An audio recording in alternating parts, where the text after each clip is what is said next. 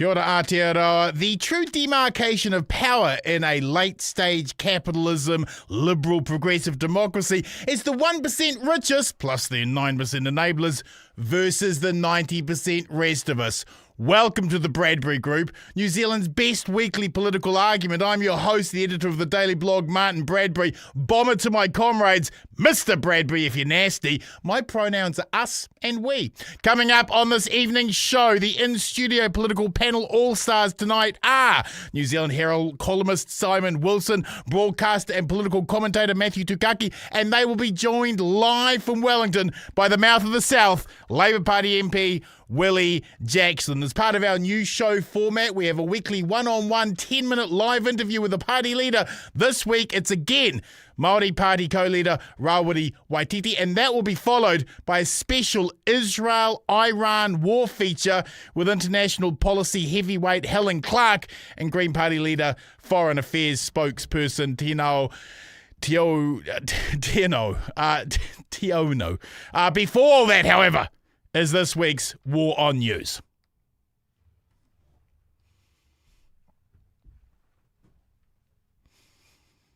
Comrades, when Marta questioned David Seymour on his links with the free market alt-right culture war international glee club, the Atlas Network, David called me Forbes names, said she was a joke and that she was chasing conspiracy theories because he had nothing to do with the Atlas Network.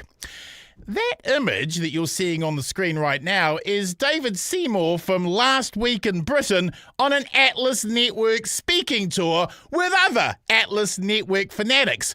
David does understand that we have the internet in New Zealand, right? He can't just go to Britain, lose the Oxford debate, and then go on a speaking tour with Atlas Network fanboys while telling a leading broadcaster in New Zealand that he has nothing to do with the Atlas Network. It's like Donald Trump claiming he doesn't know who these MAGA people are.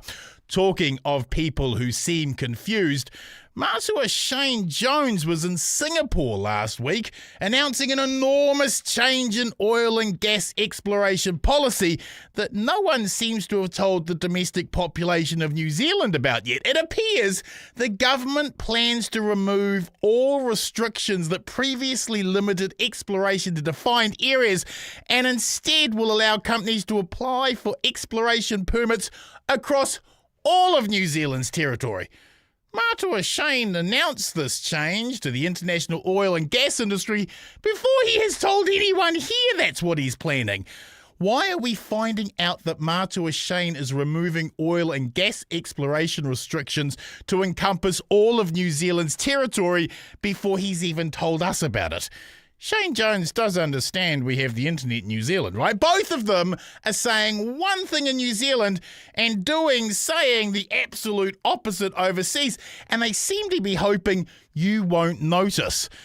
And finally, in this week's War on News, to everyone's open-mouthed shock at the audacity, Tourism New Zealand have resurrected our 100% pure greenwash tourism advert, despite Prime Minister Chris Luxon being openly criticised this month by international climate change scientists, despite the fact that if you actually cared about the environment, flying all the way to New Zealand with the carbon that emits would be the last thing you would do, despite the fact that this government have repealed climate legislation and slashed 100 million from Pacific climate budgets, despite Matua Shane Jones promising in Singapore the gas and oil industry everything they want. Despite all that, we are pretending to be 100% pure to con the tourists.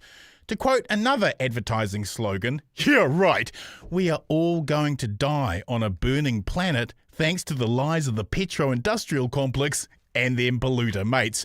To quote the great Mike Hosking, happy days.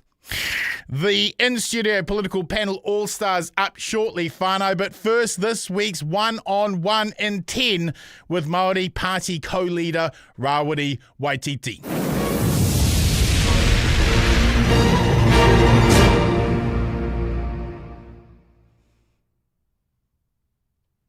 Kia ora, comrade. Welcome to the show and thank you for being available to the Fourth Estate. Your democracy is grateful. Do we have him online, folks? I'm being promised he's being patched through.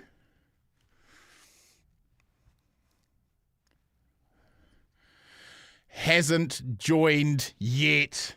Rawiri, goodness gracious me. Do we have our next interview lined up, guys?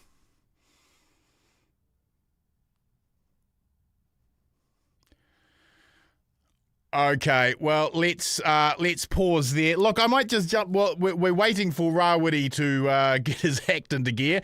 Let's just jump very quickly to the panel that we've got in studio, Matthew and Simon Wilson. I just want to jump to you guys for a quick thought before we get Rawiri on.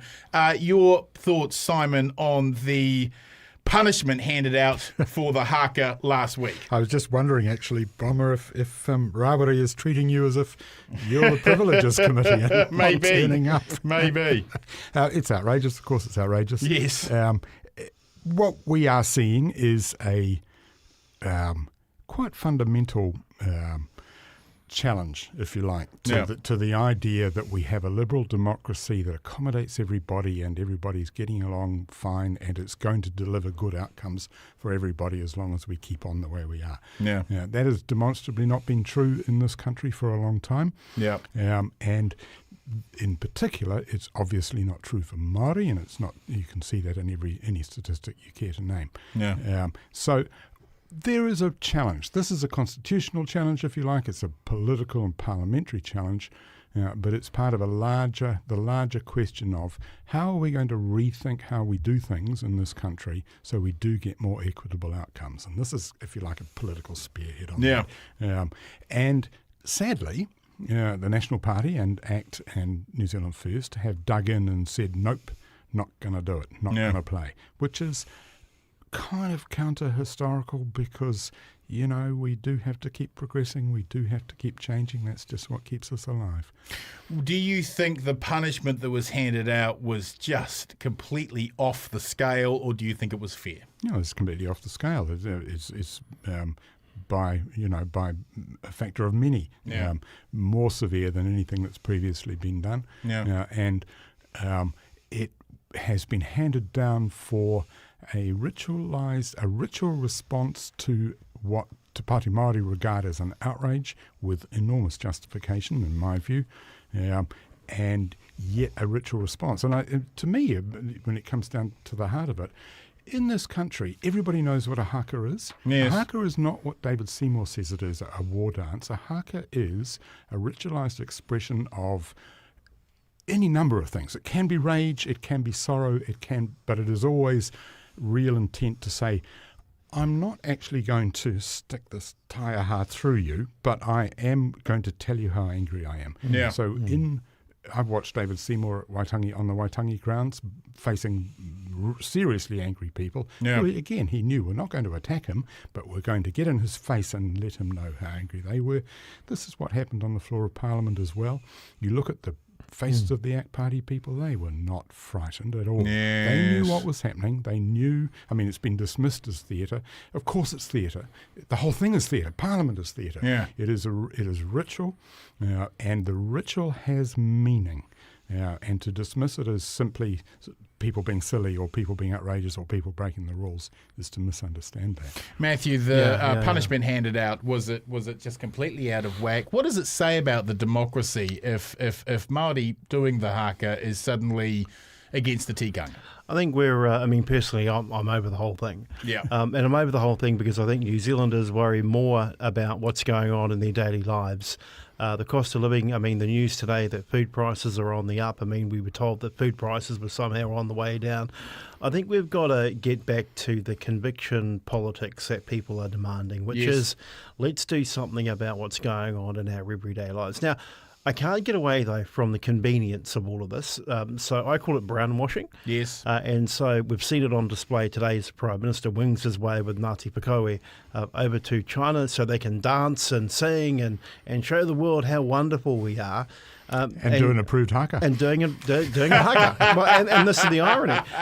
Prime Minister, you can't go and sell our culture overseas when it's convenient for you and the country and then treat us like crap at home. And I think every New Zealander understands that. But the bite of this for Māori is that the Māori economy has grown, if not doubled, to more than $100 billion per annum. In this country, we are one of the largest owners of fishing quota, of fisheries, of beef, of dairy, of lamb, of all sorts of different products that they all proudly run around Hamilton field days at Mystery Creeks in flash-looking red bands with no mud on it, and then only to use those same red bands to push us down. So I think we're in the middle of brownwashing at the moment, and it's got to stop. Whether David Seymour, and by the way, David Seymour's little trip, of course, was to the United Kingdom to go and speak at the Oxford debate. The last Māori I knew that did that was Willie Jackson, and he won. And David Seymour lost. And not only did David Seymour lose, it was an embarrassment. I want to say one thing that happened today that really caught my attention. And I know I might be dribbling on a bit, but I thought it was absolutely disgusting that David Seymour at the scrutiny week day 2 got a Greens MP confused with another Asian-looking Greens MP that ran against him in Epsom, and he got it completely wrong. I mean, while your Prime Minister's overseas, you've confused one Asian-looking dude with another one. I mean, David, seriously, that's not what a Deputy Prime Minister does. I think the whole nation's over it, Bomber. We'll need to move on. The Māori Party haven't been able to turn up, but our political panel all-stars tonight are going to be Willie Jackson, Simon Wilson and Matthew Tukaki to discuss the new cuts to workers' sick days on top of the WorkSafe gutting while economic growth continues to falter. But before then, tonight's Israel-Iran special feature.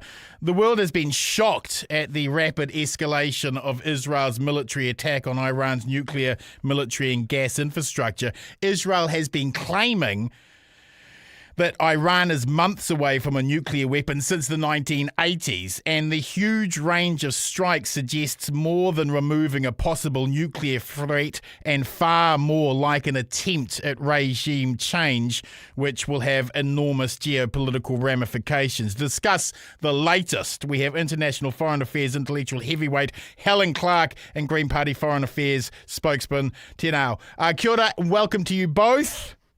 Thank you. Kia ora. Helen, if I may start with you, please. Israel has made the argument that their attack was preemptive, but the legal thresholds to argue preemptive justification almost requires an army in the field to invade. Iran had no military in the field about to invade Israel. What is your perspective on the legality of this military action by Israel? I think the military action by Israel would almost certainly be deemed illegal under international law. Mm-hmm. There was no imminent threat. The International Atomic Energy Agency had just issued some kind of statement about Iran not being particularly cooperative, but then Iran usually isn't particularly cooperative, so that's not news, right? It's not an any more imminent threat than the week before or the week before that or the year before that, really. So Israel has taken the law into its own hands. It's done this, I think, rather cocky after the devastating attacks on Hezbollah in Lebanon, after the devastation, obviously, in Gaza. It's also attacked Syria in recent times. It's exchanges fire with Yemen. And what it would calculate is that it's knocked out a lot of what it would regard as Iran's proxies. And so it will be calculating that if it strikes Iran and it strikes decisively at its military operation, that Iran would not be able to call another support in asymmetrical warfare, if you like, as it did in the past. So I think this is all incredibly cynical. I think it's opportunistic at a time when Iran is seen to be weakened by the supporters it had around the region being so damaged. And here we are. But here we are. People are dying in Iran. The hospitals can't cope. I'm just looking at the Guardian article. People are dying in Israel. I mean, where does this end? What will the role of the US be? The G7 has just released the most pathetic statement on this.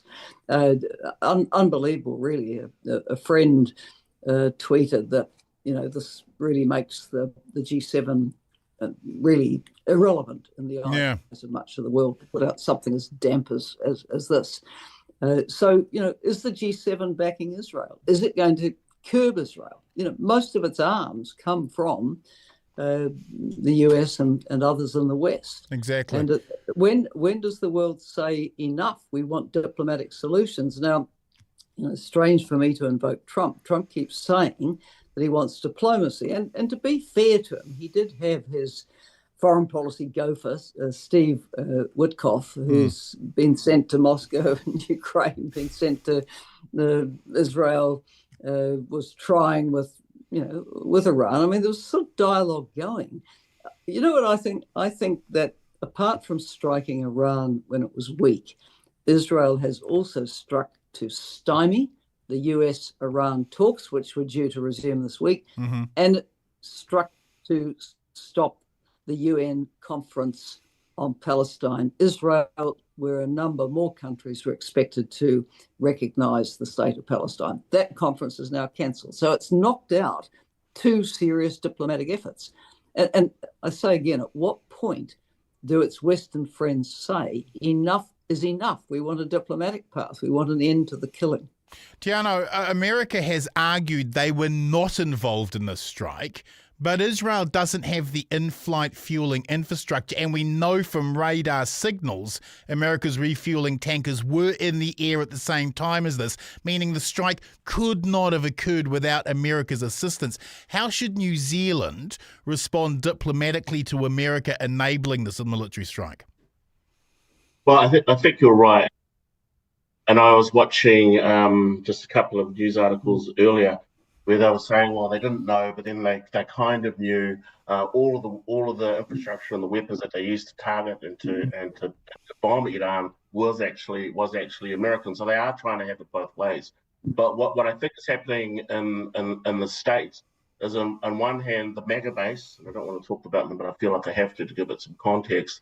Don't want to be involved in one of these endless wars, and that was his pitch to his supporters of how he won that. However, what that lot want to do is to target their political opponents in places like California and New York and so on and so forth. You see the same people talking about how they don't want Americans to get involved in Iran. The same people saying that they want the military to be involved in other spaces. So I think it's important to understand that context. Your point around how we should diplomatically respond, I think we've got to do that from a values position. We've got to do that from a values base. Yeah. And as you will be aware, Chloe Swarbrick has got a members bill in there to put sanctions on Israel. It is something that we did do with Russia when they invaded Ukraine. So there is precedent for that, but we do need to step up. We have these statements that come out, and I'm now talking about what's happening in Gaza.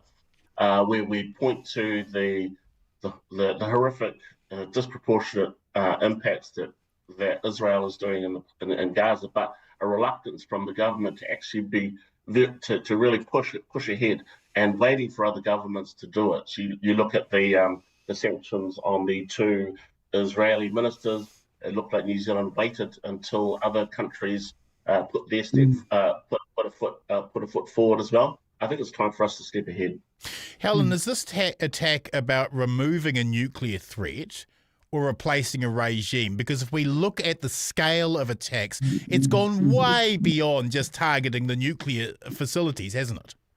Oh, yes. And in fact, the Israelis are very cocky about this. Yes. They seem to think they can change the regime in Iran. Whereas when a people come under attack, do they then change the regime, or do people kind of pull together? The real risk is that they'll trigger, more backing for whoever the rulers are. But I saw a quite horrifying excerpt of an interview of Prime Minister Netanyahu with one of the US channels, where he seemed to be openly speculating that they could kill the supreme leader, and this would be good for Iran. I mean, if you want the balloons really to go up,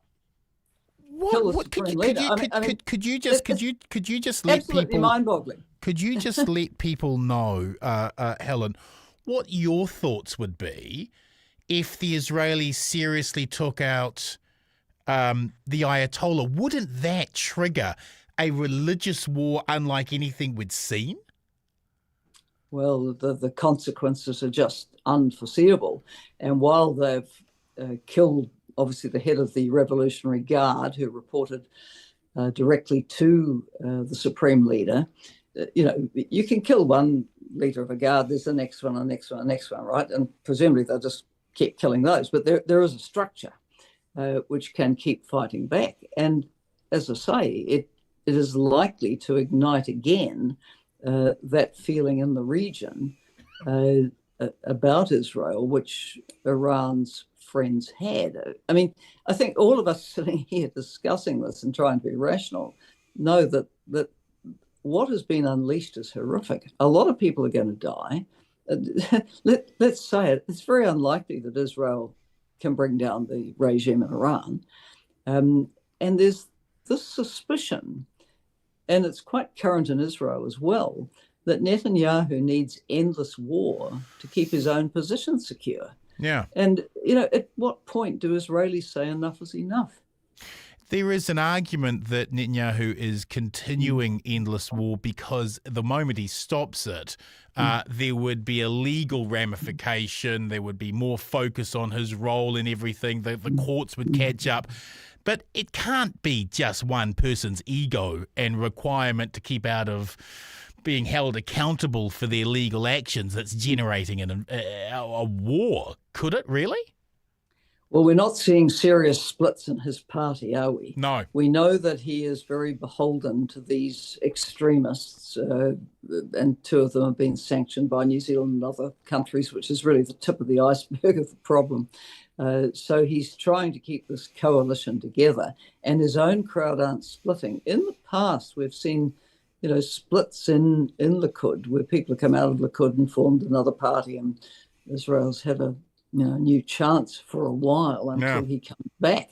But so is it just one man? No, it's his party is by and large standing with him. That's the worry. Teanau, how would assassinating the Ayatollah, how would that do anything other than start a cycle that they couldn't control? Well, that's exactly. And I think it's important to look at the context. I mean, this is a religious fundamentalist regime in Iran. I'm not a fan of it, and a lot of people aren't. I think there is always a strong argument for the separation of religion and the state. And I think back to when they killed Masa Amini, and there was the Women Life Freedom movement, and many of them have come to Parliament who have pointed out about the repression in particular against women because of religious fundamentalism. So you have Netanyahu on one hand waving the flag saying people rise up and to push over this brutal regime, and at the same time he's dropping bombs on them. I think this is deeply unhinged. I think this is an incredibly deadly way to go about it, and I think in some ways we have seen this before. We heard folks, I'm thinking back to the Iraq War, where people talked about going in to liberate people and to save people and encourage people to rise up against the regime. He's kind of signaling that kind of message. So he's saying one thing on one hand, right? So he's saying he wants these people to rise up, he wants regime change, but is he actually serious about it? I think it is about him consolidating his position in his own parliament with his own political party. And that's being completely cynical, because at the end of the day, what's happening here is that they're killing civilians and killing families, and that's happening right across the region. Helen, how much more difficult does this new front of war impact Gaza and what we're seeing in the West Bank? So poor Gaza, attention right off it, okay? So everyone's reporting the strikes both ways between Iran and Israel.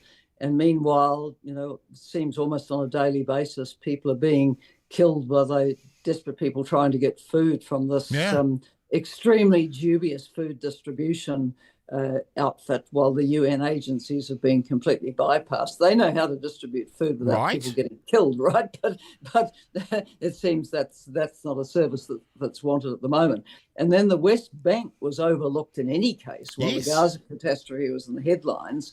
the mayhem on the West Bank continued with the terrible settler violence. And for those who haven't seen the Oscar Best Documentary film, No Other Land, which is a collaboration between an Israeli and a Palestinian filmmakers, that is exactly about settler violence in one of the most contested areas on the West Bank. Now, there's been so many people killed on the West Bank. There's so much violence, so much destruction of villages, and yet this is hardly in the headlines.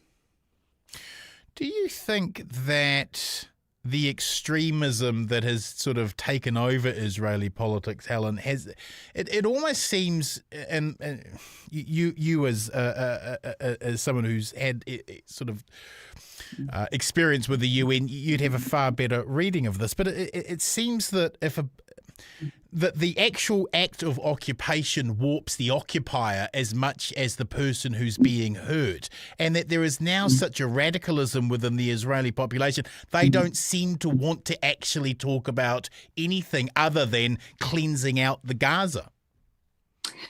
Yes, there are very brave people in Israel who've been reservists and called up, who are spilling the beans on a daily basis about what they were asked to do. Yeah. There's a group, you can see it on Instagram, Breaking the Silence. They're constantly exposing what's happening. There's another one, Combatants for Peace. There's another grouping, I think, called Family Circle, used to be Circle of the Bereaved, where the parents of Israelis and Palestinians who were killed have come together to urge peace. I've personally been in settings where Israeli and Palestinian women's peace organizations who work together come together. So there are those voices, but I hate to say it, but at the moment, these are not the majority voices. And, look, full marks to the hostages' families who've kept, a flag flying for their people. And the longer that war in Gaza goes on, the less likely it is anyone walks out alive. Yeah. And quite a few haven't. So it's very sad to see just this following of those who want endless war. Tuiono, Trump and Iran were in the middle of talks regarding their nuclear program. Did Israel bomb diplomacy here? And what does that mean to the rules-based order? Well, yeah, Israel did bomb diplomacy. I mean, they've been bombing diplomacy for quite some time now. I think them taking that action that they did in Iran did help to distract people from Gaza. I mean, we all saw the images of people lining up, starving, trying to get food, while the Israeli soldiers were taking potshots at them and completely controlling that area. Those are horrific images.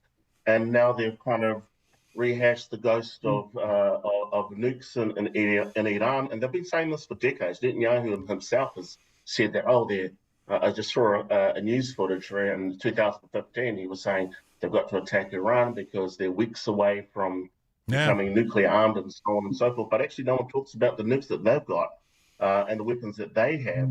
I think there is a very strong movement that is emerging from the States, which I support, which is about calling America to account for the weapons that they are sending there, and also the UK as well.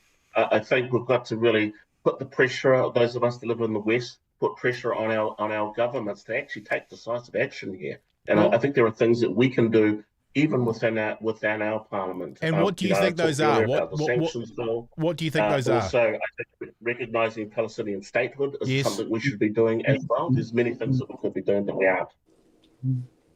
Helen, a final question to you while we have you on, please. You have been righteously critical of the AUKUS deal.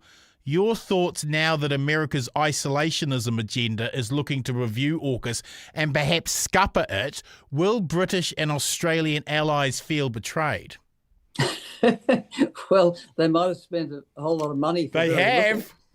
Lots of money on this. And, Trump doesn't like anything that President Biden did. Yeah. So, that's why AUKUS, I think, is really on the line. I mean, what does surprise me a little is just how committed the Australian government is to it. We're still seeing really, I regard as quite odd statements coming out of there.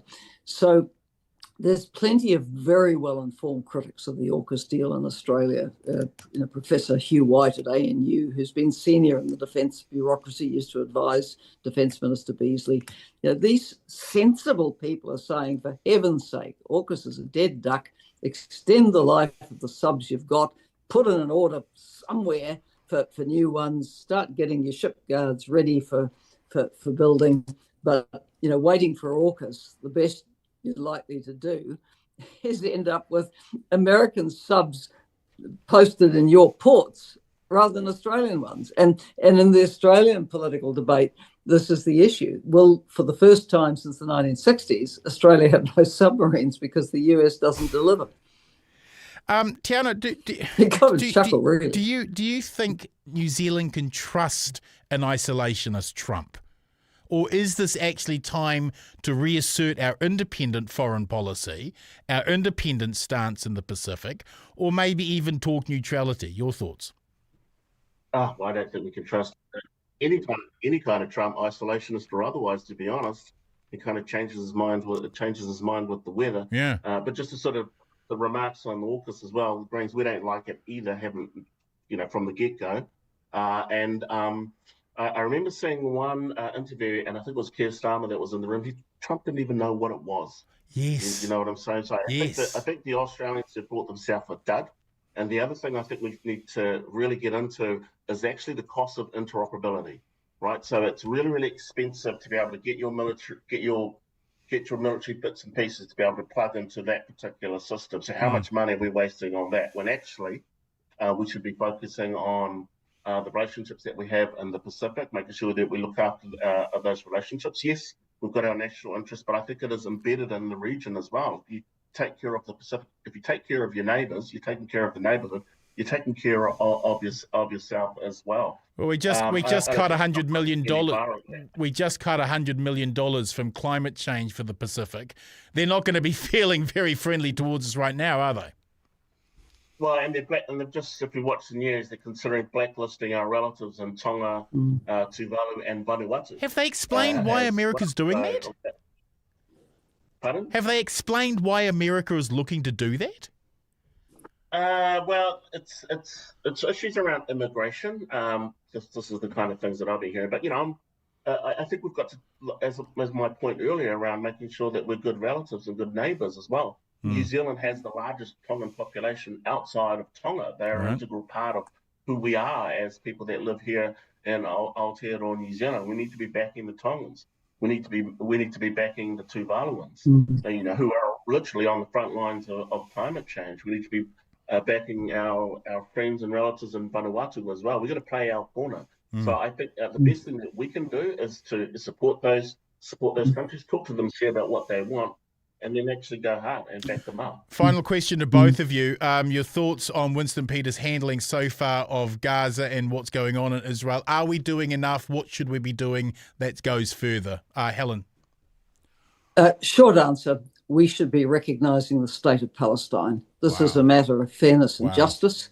We should not be waiting for the end of a peace process, which frankly we've been waiting for decades and never happened. Give Palestine the dignity of that recognition as a member state, full member state of the UN, and let them play a role as an equal state alongside Israel in future negotiations. That's where we should be. Even David Cameron, and when he came back into British politics as the foreign minister, foreign secretary, just before the last Conservative government lost, even he started to say that recognition should perhaps come at the start of the process, not at the end of the process. That's the position we should be taking. Preach. Teanau? And I absolutely support that as well. When I was talking about that members bill about putting sanctions, one of the criticisms we got from that is that, well, actually, we can only do that if it's state to state. And I said, well, you can solve that by recognising the state of Palestine. That is one step towards doing that. And I'm not sure if I heard correctly that if that two-state conference has been cancelled, that is terrible. and that is, I think that is, that's sad to hear. Yeah, because it's been know that- postponed, so presumably, but we have no idea when it'll be scheduled again. Right. And that was supposed to be a conference where a number of countries would come forward and recognise. Thank you Yeah, both so much for yeah. joining us this evening. We're very, very, very grateful for you taking the time. Have a great evening. Thank you both. Thank you very much. Kia Thanks, ora. guys. Bye. I believe we've got Kia ora. Debbie from the Māori Pāti. Is she available? Yes.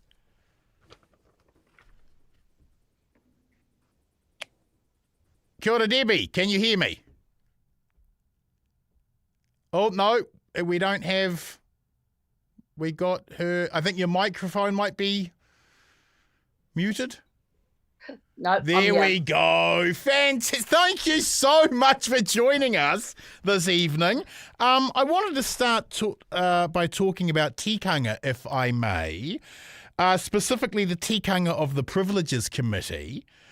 The tikanga of the Privileges Committee is that all decisions draw from a wide consensus so as to never turn the Privileges Committee into a partisan vehicle for revenge. By desecrating the tikanga of the Privileges Committee, National Act and New Zealand First have set, have they not, a dangerous precedent of creating a partisan political weapon to attack your political opponents with. Surely, National Act and New Zealand First have breached a tikanga far more serious than your supposed tikanga by performing a haka.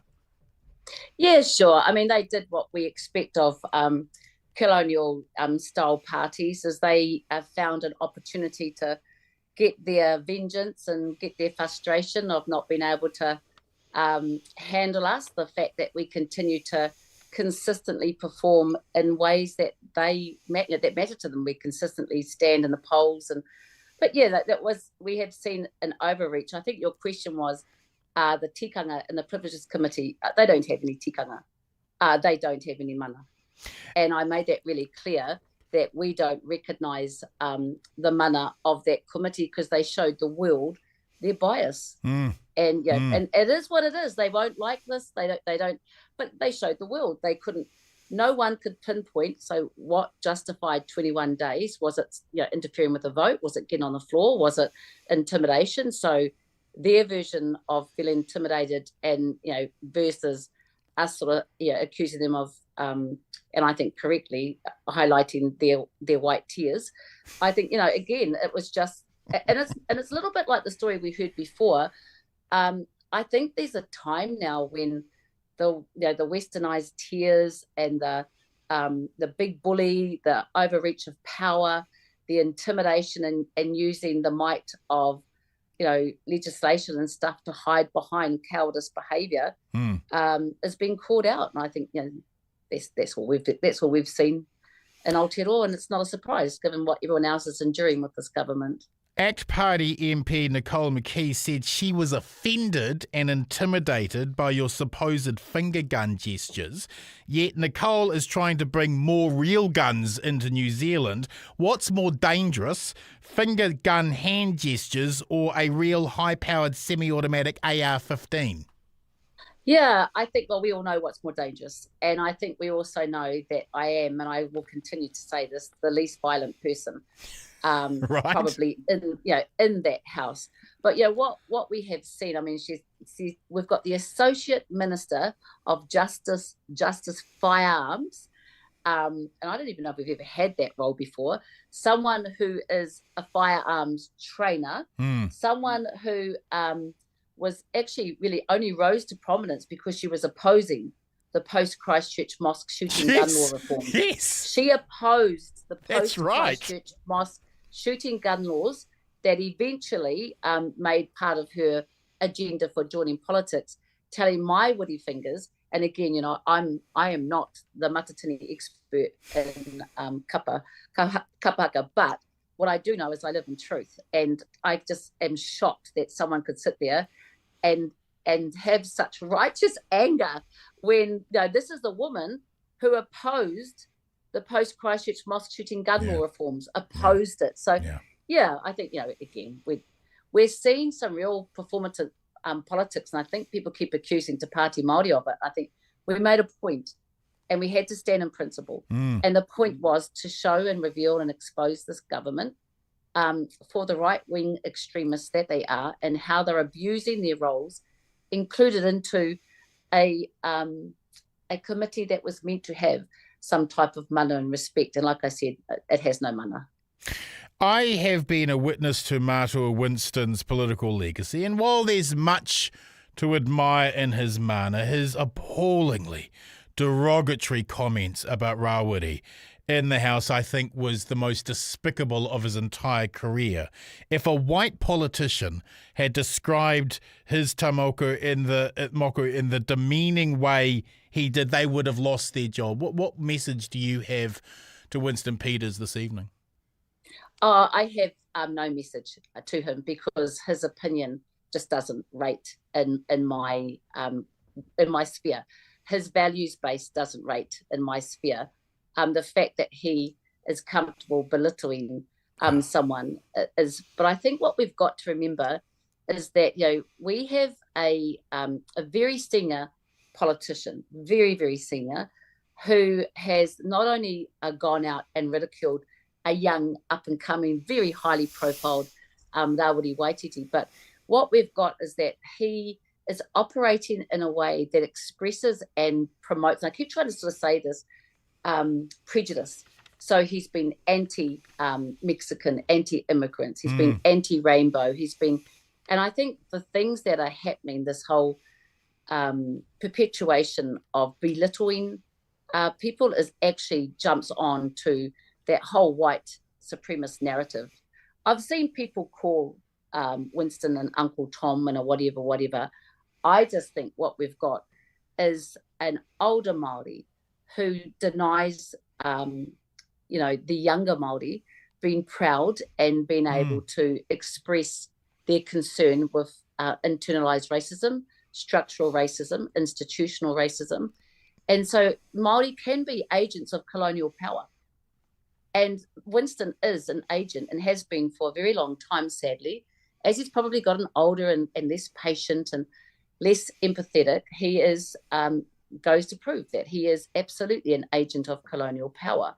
And he's been using his power as an instrument to enforce and uphold some of those really revolting right-wing philosophies. And that's what we saw. And, I don't, that's his Pāti legacy. Many of my generation, many of Rawiri's generation and younger, are going to remember him as that minister, right, who in his senior twilight era was an agent of colonial power. Final question. $1 billion taken from Māori-specific funding in the last two budgets. What is Minister Tama Potaka doing for Māori if the cuts are this steep? The extra funding for the Māori wardens was great, don't get me wrong, but that's mere millions compared to the billion that's gone. I sadly think that Tama has succumbed to what it is that this government is doing, which is whitewashing Aotearoa. Yeah. And I guess I've never been in a position where I've determined that to climb through the political ranks of a party is more important than my values and being able to leave my role and merge with my community. And I think this is some of the things is that, we've seen in housing, education, health. And I think that whole fact that he has decided to go in and use his role and his reputation and sadly his, what got him to where he is, his whakapapa, to amplify solutions that are posed to Māori versus that support Māori. I think he is actually the worst minister that we've ever had in the portfolio for Māori. So I'm sad that because he has whakapapa in Taranaki, and a lot of the people that he's decided to cut those budgets from are from within us on the grass, on the ground, grassroots people who like him come from Wanganui, come from Taranaki, come from Raitihi, and they're really affected by the fact that he's determined that we don't need to have an equity-based Māori targeted health education system. And it's hurting us. And we're going to see the pain in the stats and the way that our people haven't got houses and the way that we're going to be rangatahi increasingly homeless. So, it's really disappointing to see that he hasn't used his influence to build Māori. Instead, he's hitting us harder than any of them that we've seen in the past. Debbie, thank you so much for joining in this evening. Thank you for Anytime. jumping in at the last minute. Have a wonderful evening. Thank you.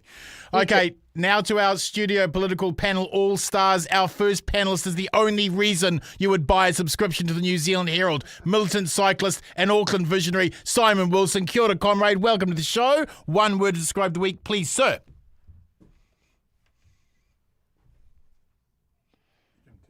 Oh, do we want to get the mic on? There we go. Yep, go for it. Thank you. One word to describe the week. I'm going to say green economics. Let's Is that hear a it. word? Is that one word? You can do that.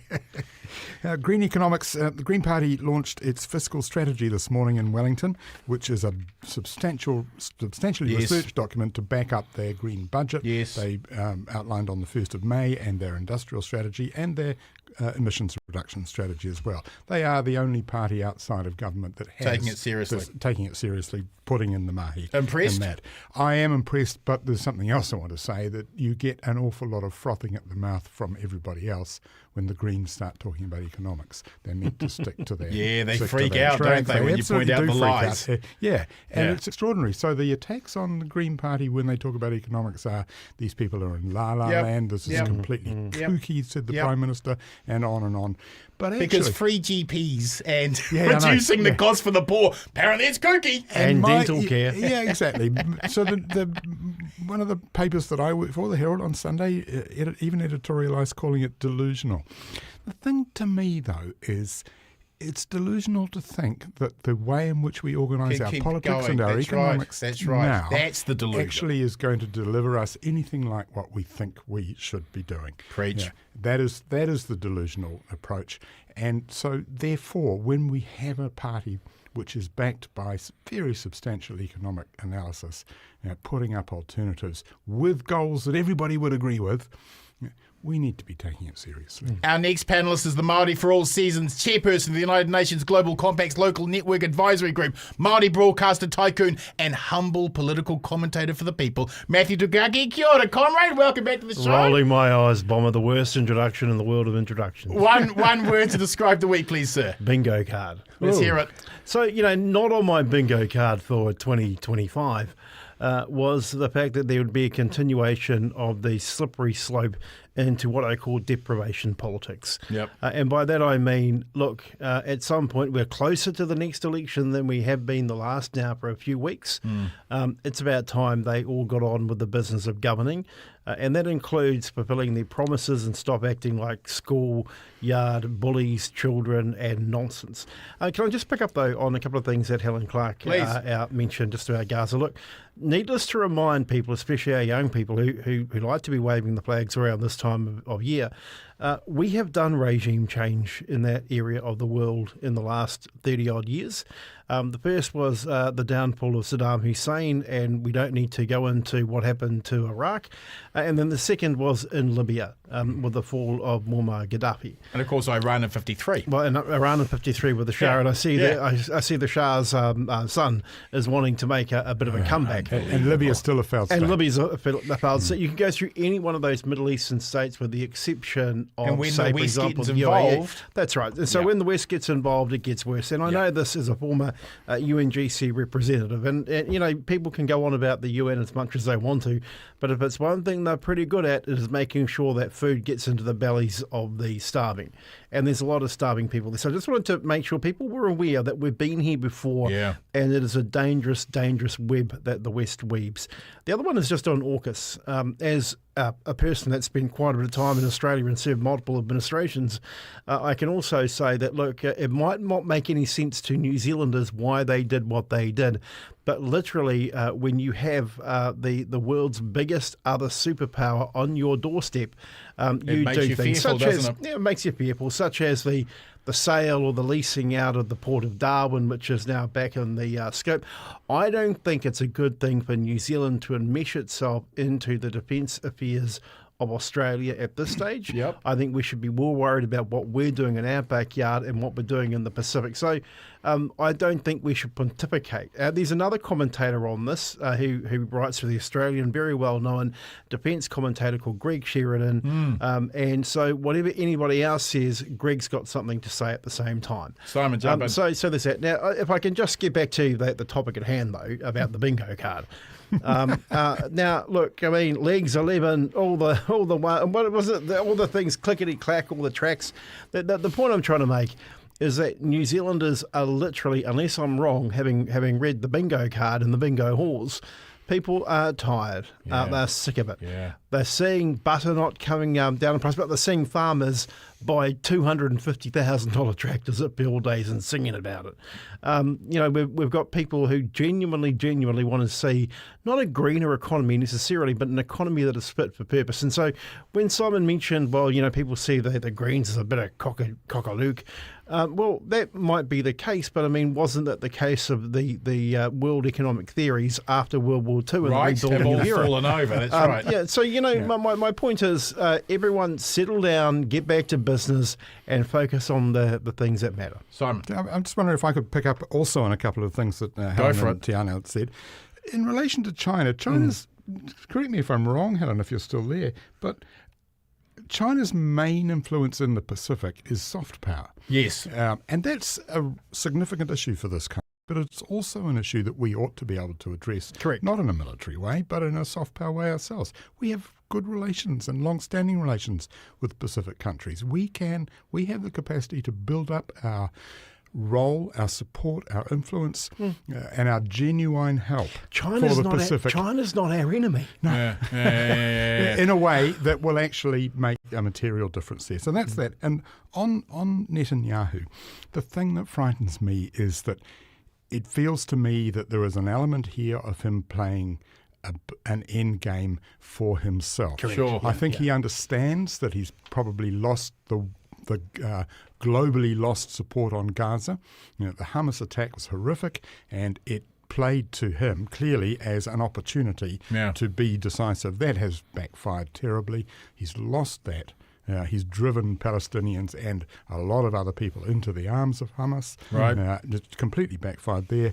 And at the same time, this is a man who is facing criminal corruption charges that he will have to answer for at some point, but they are being held in abeyance now. Because of the war. Yeah. And he made the appeal himself. He made it very clear a couple of days ago on television. He said, look, this is now the time for all of us, all Israelis, all the people who support us, to forget all these things I've done. To forget about our differences and unite. Well, that's just so appallingly self-serving. There is no end to it in that. No. There is no way for him to back out. Tonight we're arguing over the new cuts to workers' sick days on top of the WorkSafe gutting while economic growth continues to falter. Simon, Minister for Handmaidens, Brooke Van Velden, has passed anti-union laws, kneecapped pay parity, gutted WorkSafe, and is now coming for our sick days. You got to hand it to her. Girlfriend just wants it more. This is a full-scale class war on workers' rights as the economy falters. Thoughts? I don't think we should ever allow any of the identity politics and culture war fighting that is happening in this country and around the world to blind us to the really central issue that this is a class war. This is an unraveling of workers' rights to another degree, and there is a basic reason for it. And that is, if you think about Margaret Thatcher, some of us are old enough to remember when she said there is no such thing as society. Right. One of the key organisers of the concept of society, community that we can work together in for the greater good and achieve better outcomes, was unions. Yes. Unions, when I was young and in the workforce, everybody belonged to a union. I was a delegate, we did all that work. People understood how you organise, how you get better results from that. Unions were smashed in this country in the 80s and 90s. They have not recovered to anything like the degree they need to. It is another round of the attacks on unions because unions are one of the few organisations we have left that still has some ability to generate communal action. Matthew Brooks says we need to cuddle the bosses because that will lead to a safe worker utopia. But when it comes to the poor, we are sanctioning the disabled. solo parents, beneficiaries and state tenants. yeah. Why do bosses get cuddles and the poor get sticks? I think it's a dangerous concept when you're encouraging bosses to get cuddles, because that could envisage any number of personal grievances inappropriate for a workplace relations minister to advocate that. I look, just on Brooke. Look, I call this striptease politics. And striptease politics, and by that I mean you strip it back to the bare basics and then you tease the electorate by saying you're doing good. That's striptease politics. Happy if you want to copyright that, bottle market, trade market, whatever you want to call it. But the point I'm trying to make, though, is the workers that they are trying to target here are part-time workers generally. Yes. But they're often the lowest paid. They're often those who are working multiple part-time jobs across multiple industries or sectors, cleaners and orderlies and me. People who get sick. Yes, people that get sick, and their kids are getting sick. And this was one of the points that was made this morning, I think, by the PSA. But all that being equal, the reality is they're trying to again solve a problem that doesn't actually exist. Right. And I think we should remember why it is that part-time workers get the same amount of sick leave usually as full-time workers, and that is because whether you're a part-time or a full-time worker, your sickness won't be any shorter. Right, well, exactly, that's right. Exactly. And sorry if I can just say this too. I mean, look, your kids go to school, they get the flu. You'll get the flu. We understand from COVID what you should do now. Exactly. Not go to work. Right. Not go back. Simon, not send them back. Simon, hilariously, ACC have warned Brooke that by changing focus from enforcement to cuddles, it will see more trips, more accidents, and actually it will cost us more in ACC payouts.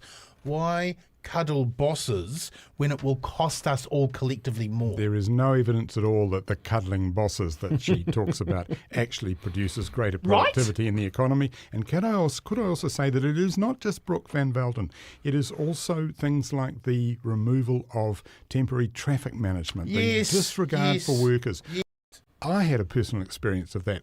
Just last week, driving north to Auckland, I saw a man sitting on the side of the road in a maintenance truck, waving an orange flag out the window at cars, presumably to make us slow down. Further up the road, we're talking about a 100-kilometre-an-hour zone here. Further up the road, there's another truck on the edge of the road with a couple of workers standing on the road doing some repairs.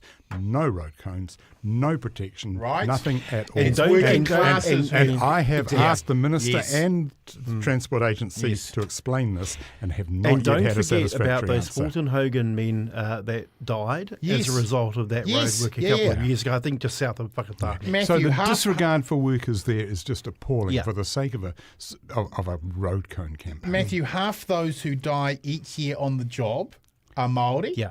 Gutting WorkSafe from police to couch risks robbing those grieving whānau of justice. Have Māori just become collateral damage again?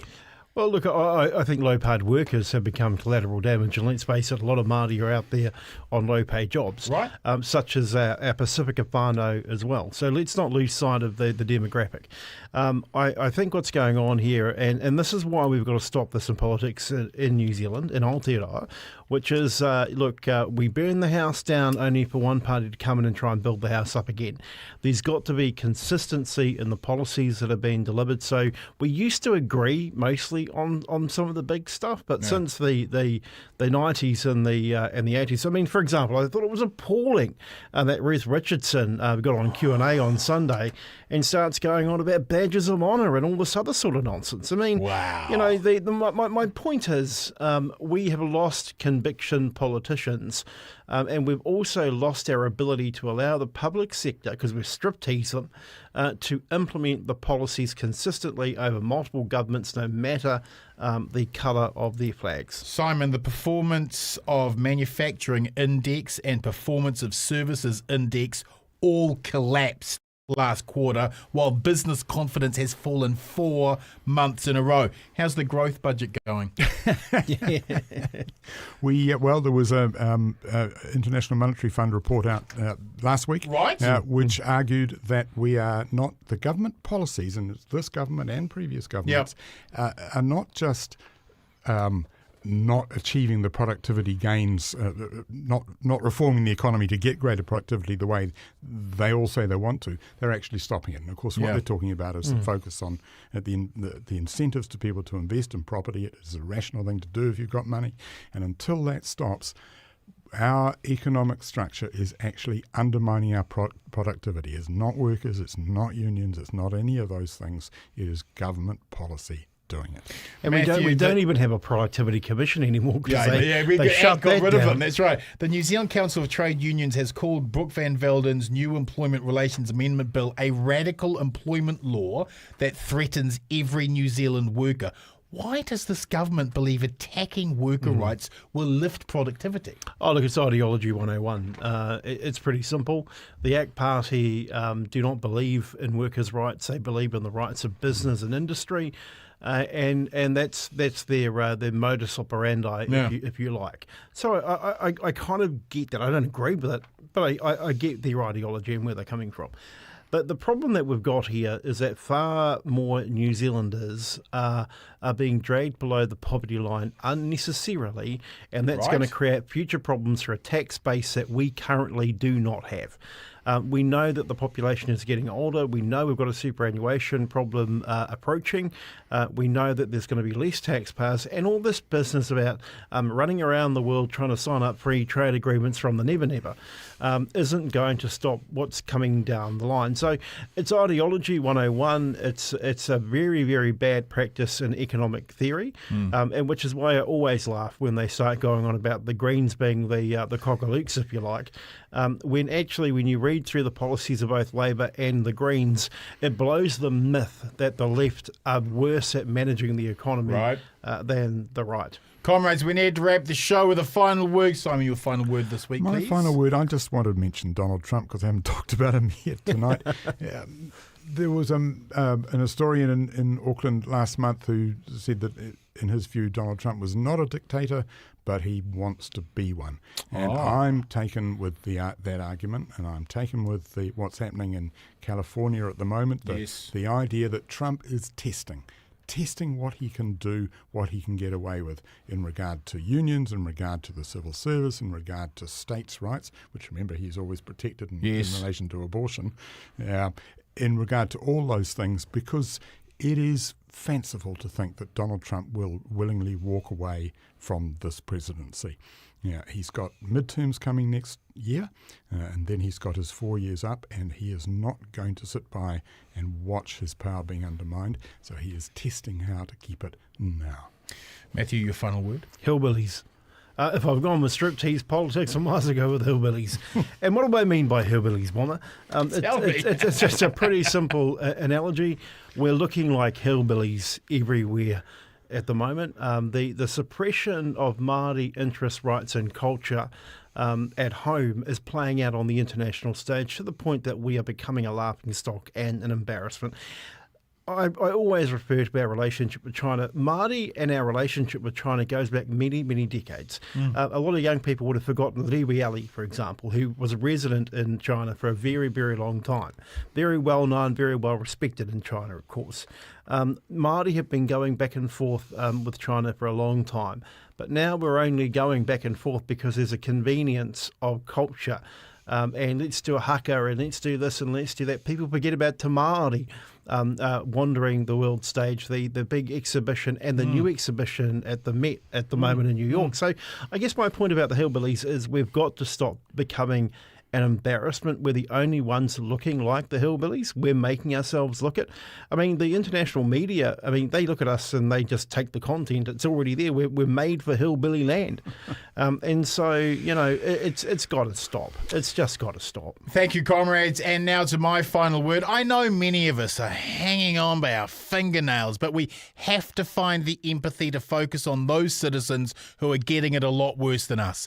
The social assistance legislation Accommodation on Supplement and Income-Related Rent Amendment Bill was rammed through under urgency with a heavily redacted regulatory impact statement, despite it directly impacting 200,000 beneficiaries. It forces everyone on the supported living payment, the emergency benefit, the accommodation supplement and the disability allowance to undergo full reviews of their benefits twice a year using AI to determine who gets punished with sanctions.